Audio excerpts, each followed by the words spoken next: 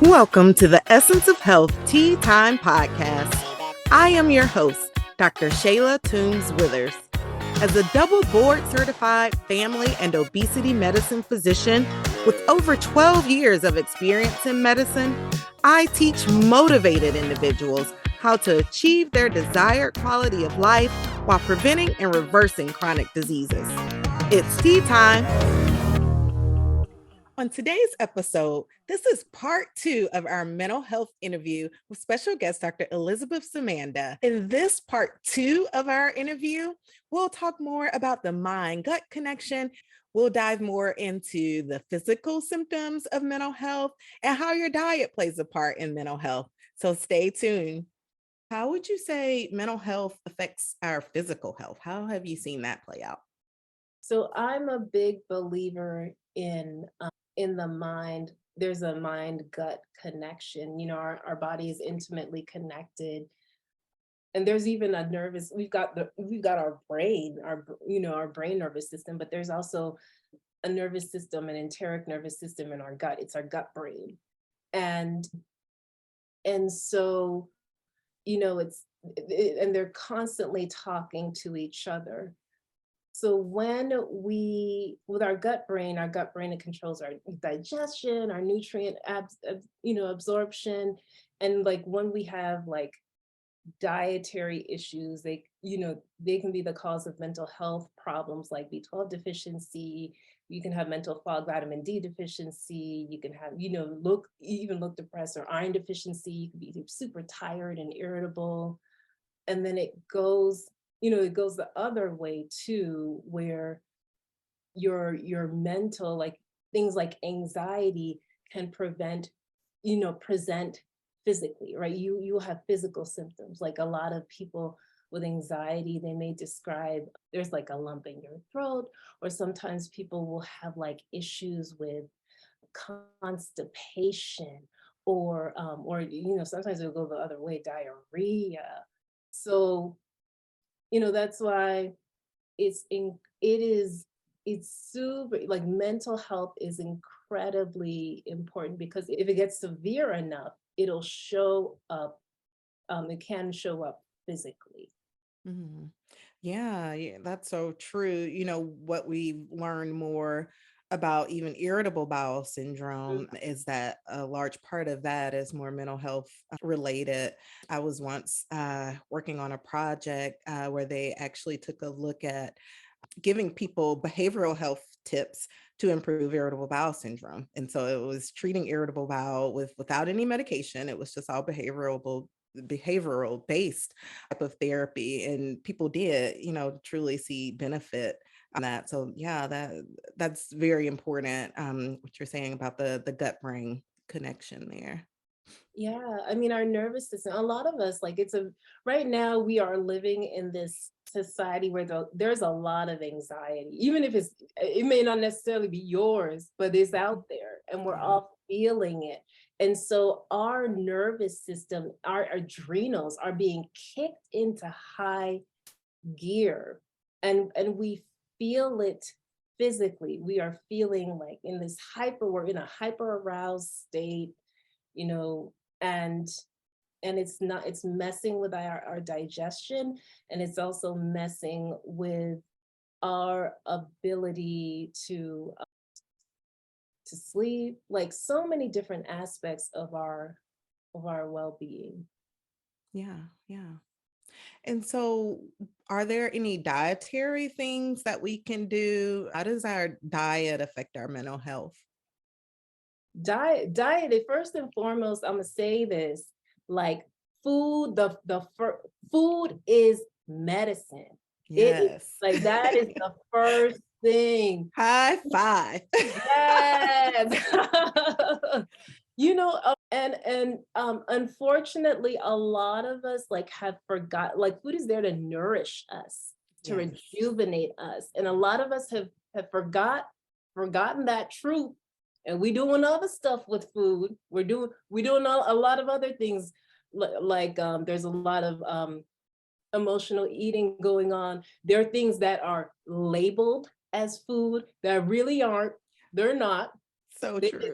they don't nourish you. You Right. there's a big difference between ho-hos and ding-dongs. And when you no, let's keep it real. Yeah. Ho-hos and ding-dongs versus when you eat like real whole foods, like real Right. stuff that comes out of the earth, Yes.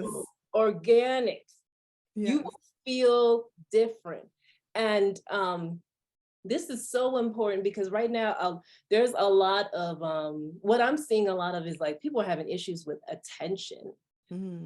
And I'm my suspicion is a lot of it, some of it is related to what's going on with our diet, the stuff that we're putting in. We're eating a lot of processed sugar. There's a lot of like preservatives and like all Mhm. kinds of dyes that are doing Yeah. all kinds of stuff.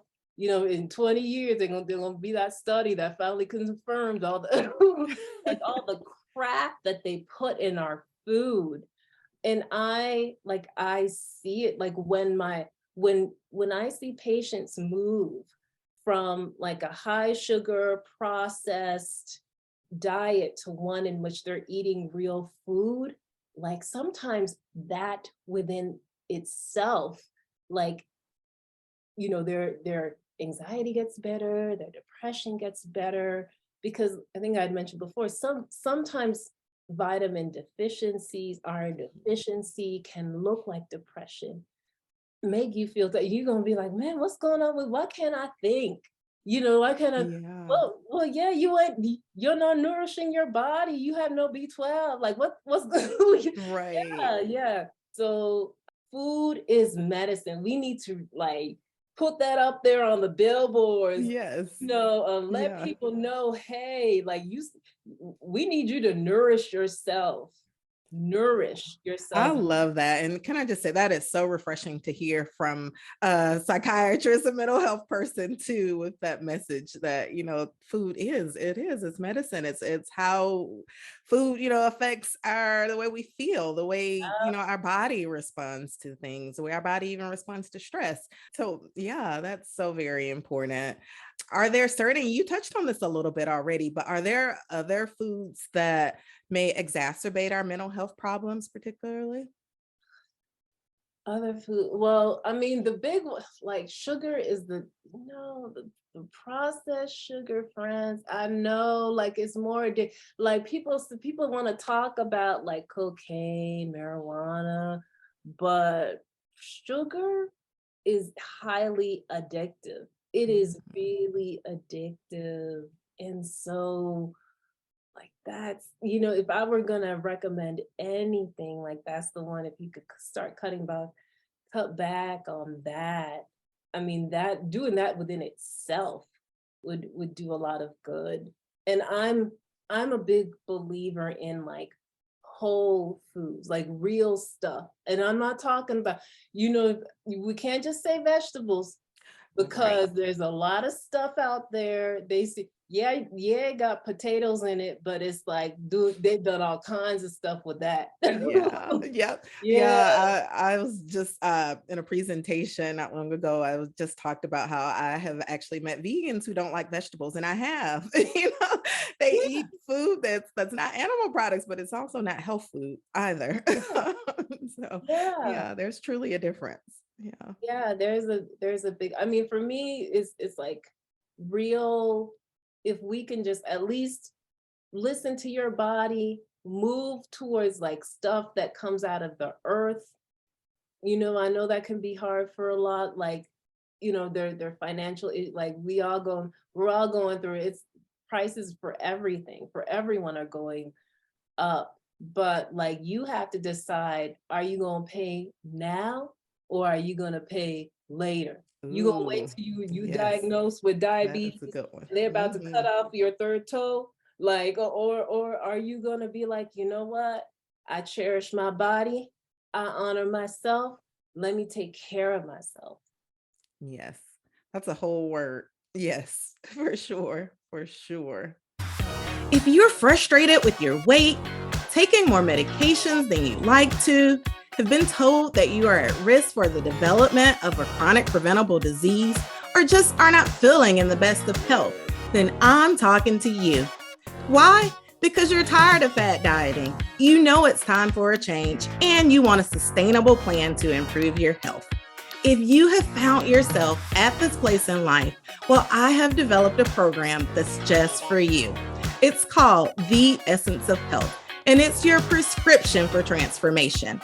My goal with this program is to give you the tools needed to create sustainable lifestyle changes within a group coaching setting, along with one-to-one individualized coaching to give you a personalized path to health that's just for you. The benefits are priceless, so join today. Head on over to eohcoaching.com to learn more. The essence of health is in you. So tell us, can chronic excess fatigue be a sign of a mental health issue? A lot of times, I in family medicine, I see patients probably every day who are just tired all the time, tired. Do you feel like mental health plays a part in any of that, and how so? Ab- Hey, absolutely. Because you see them on your end and I see them on my end. And they're like, honestly, there's usually like depression, Mhm. like severe, that melancholic, deep depression that's going on. And for those, for those folks, like I'm a big believer in therapy, like huge believer in therapy. But Yeah. that there is like I like that particular group of people like usually is incredibly depressed. Usually they've been to a lot of different practitioners, and sometimes it can be, if they have it long enough, there can be this sense of just like hopelessness, helplessness. So even the things that maybe they could do, they just like lose hope and like don't do. So like that group definitely needs support. Yeah, Yeah, I lots. totally agree with you there, for sure, for sure. And then also another chronic issue that I see is chronic pain. And so what role would you say mental health plays within chronic pain? That group also. I think mental health, your mindset is incredibly powerful. You can have pain, but you don't necessarily have to suffer. And I don't know if Mm. like there's a difference. You can have pain, but you can really suffer if you don't have the right mindset. And so there's like cognitive behavioral therapy, like things that you skills that we can give people to help them manage pain. But it's kind of like an everything. You can have a disease, but you it can make you can make the situation worse than it needs to be. But the good thing is there are things within psychiatry, within therapy that we can help teach people to so they can manage what's going on because our meds only do so much, Yeah. right? Like, and so you've got to figure out another way to cope, other ways to thrive. Mhm. Yeah, that's a good point. I often find myself, even explaining it to people like, yeah, I can start you on this medication for your mood, but it's not going to change your circumstance. It's Yeah, not going to, this medicine isn't going to change, why you may even be feeling that way. It's just going to yeah, make you, better able a little bit to cope with it. But then even that next step is learning those coping skills and things that therapy can help, someone with, so that because we all have challenges, life is yeah, challenging and we all will have challenges, but it's how you face them and overcome them. And that's, really the important part. And, really where I find therapy to be helpful for people too, is that next step there. Yeah. And so what would you say are some, even just some everyday things that people can do to improve their mental health? oh, honest, there are so many things you could do to improve your mind. So we talked about it before, eating real food, And I'm gonna add this: drinking water. Well, I'm not talking, no, so I know y'all like the Coca-Cola. I know you like your espressos, but drinking real water, that can do wonders, wonders for your mental health. We got people coming into the hospital because, they're dehydrated, because all they do is drink Coca-Cola all day, or coffee. Yeah. And it is tea time, Dr. Ssemanda. So they can have their tea or coffee while they're listening. But yes, then get your cup of water after. Yeah, get your, drink water. Other things you can do, like, let's start bringing joy back into life. Like this, we are here to have an experience. It doesn't it this, being here, that we don't have to suffer. There's so many beautiful things about life, but finding ways to bring joy into your everyday life, whether that's like, spend some time with, if you got kids, play with your kids, play with your pets, you know, go for do stuff that makes your heart sing every day, and just like you eat every day, just like you drink every day, do something joyful every day. I'm also a big believer in being grateful, because things can always be worse. And if we sit down and think, for a second, usually we can find at least several, a couple things to be grateful for.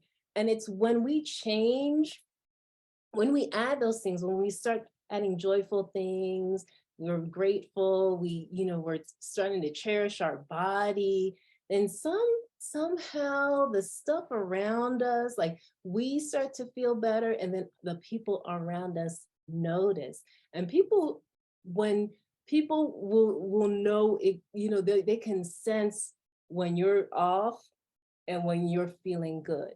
And most people prefer to be around people who feel good. So those, you doing that stuff for you is actually helping the people in your environment. So you're contributing to, like, just a more harmonious environment around you. And the other thing too is being mindful of, for your mental health, like the media that you consume, because I've seen a lot of, like, I've had, like, just known of some instances where people have, like, left schools because of something that was posted on social media. So, like, we are what, not just what we eat, but the images, the videos that we consume affect our mental health. Um, Yeah, yeah, for sure. One of the things, that I like to introduce to people is the practice of mindfulness. And so you saying that about joy, that, I love that's so very important for people to be able to find some, even a small piece of that, joy within their day. And one of the things, even with the practice of mindfulness, is I like for people to find that positive aspect from my perspective for their health, and find those positive things about their health and those things about themselves that are positive, and being mindful of that, and being mindful of why they, are coming to see me, even be mindful of why we want to make those health changes and why we want to improve things, because that also, helps to reach those goals. And so how do you even talk to your patients about being mindful and introducing that? One thing that I like to tell people is, like, so people usually come to see me when things aren't going well, right? When they're either depressed or they're anxious. And so, I tell people that when you're depressed, you focus on the past. When you're anxious, you focus on the future. Science has showed that we are happiest when we are here in the present. Hmm. And being mindful, the act of being mindful is being here in the present. And that's how I like to introduce Oh, that's really good. I Helping you love to that. stay in the present so you're feeling good. Like, let's Mhm. keep you feeling, yeah, that happened in the past. Okay, okay. But let's be here. Let's be Yeah. here now. Yeah. Oh, I love that. That's really great. Yeah, that's a really great way to even think about it and process it. And so, as the holidays approach, this can be it's a happy time for some, but it can also be a more stressful and challenging time for others. Some people have family stress environments, some people have past trauma this time of year. So, what are some strategies that you would give to people who may struggle this time of year just to get through the holidays? So the first thing I always tell people is like, you are powerful, incredibly powerful. You, and and most of the people I talk to are adults. So I see 18 and up. As an adult, you can decide how you want to experience the holidays. I ask people to be true, be true to themselves, right? If you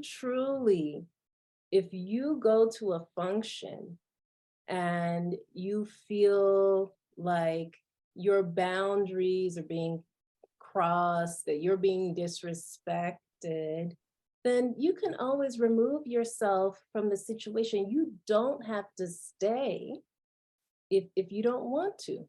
And there are many ways, it's all in like people, a lot of people think in black and white, oh, I have to do this. I have to go. No, you don't.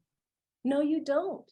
You have choices about how you live your life, who you have in your life, what you do with your life. And so remember that and honor yourself as you go through that holiday. There are no have tos. You have the power and you can decide. There are graceful ways to like politely decline a function. I tell people, we'll rehearse it in therapy. Like, hey, Yeah. I'm your mama and you don't Mhm. want to be here. Let's go. Yeah. like, Yeah. there are ways, to let people know, unfortunately, this is not the best time. And I will reach out to you when it is. Mhm. And most people can take that. Right, exactly. Yeah. Yeah. And, I love that. And those people who, may be listening to this episode, if you needed permission, that's your permission right there. Yeah. Dr. Ssemanda told you, you don't have to stay. You don't even have to go. That's Yeah. your permission. Because sometimes, we get these mental blocks and say, well, I feel like I must do this and I must do that. And you just really need something to give you permission. So there's your permission. You don't have to go. You don't have to stay at that function. You get to choose who is in your space, and you get to choose how you want to be joyful in that moment. So for sure. Exactly. This is your life. This is your experience. Honor that. Claim it. Yeah. Yeah. All right. Well, thank you so much. This has been really, really fun. So, one part of our podcast, towards the end, we do the Ask the Expert segment. And so, for today's question, it is, what are some quick ways to handle a panic attack? So yeah, this is like one of the most common questions that I get asked. First, first thing is to get grounded. And the one thing that we have everywhere that no one is, if you up, then you have the capacity, if you're alive, you have the capacity to breathe. And and if you can take a deep breath. And when I say deep breath, I mean deep. I mean, like we're going into the belly. The act of doing that will activate the part of your nervous system that helps move you towards a relaxed and calm state. That's the parasympathetic system. So a deep breath that's deep into your belly. That's one thing. Other things is if you can get outside and feel that there's a thing called like when you're grounded, if you can get outside, get connected to the earth, that can also be incredibly helpful during a panic attack. And then the other thing that I find to be helpful, if you have access to water, and there's something about like when we have quick temperature changes that can help. What I might do is, just say like, hey, you can put your hand in cold water. Like the act of doing that will help bring you down. So connecting to the earth, changing the temperature, really breathing deep into the belly to activate your parasympathetic nervous system. All of those things will get you out of a panic attack. There are other things too. Like I like to, there's so much I want to teach people.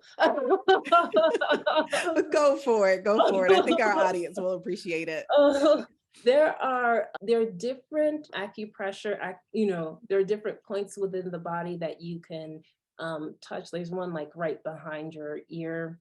Yeah. That will help, calm you down. So I like to, I wish I could demonstrate, but right here, right behind your ear, that will help calm people down when they're Yeah, in you can demonstrate it. We'll be on YouTube too. So if they're listening just to the audio version, they'll have to find the YouTube version to see what you're talking about.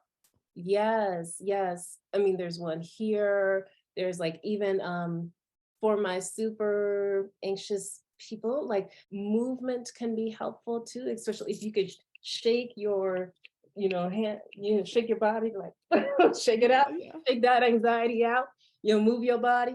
Yeah. That, Dance it out. Like I'm a Grey's Anatomy fan. So they always show the dancing out section before they would do the big yes, surgeries.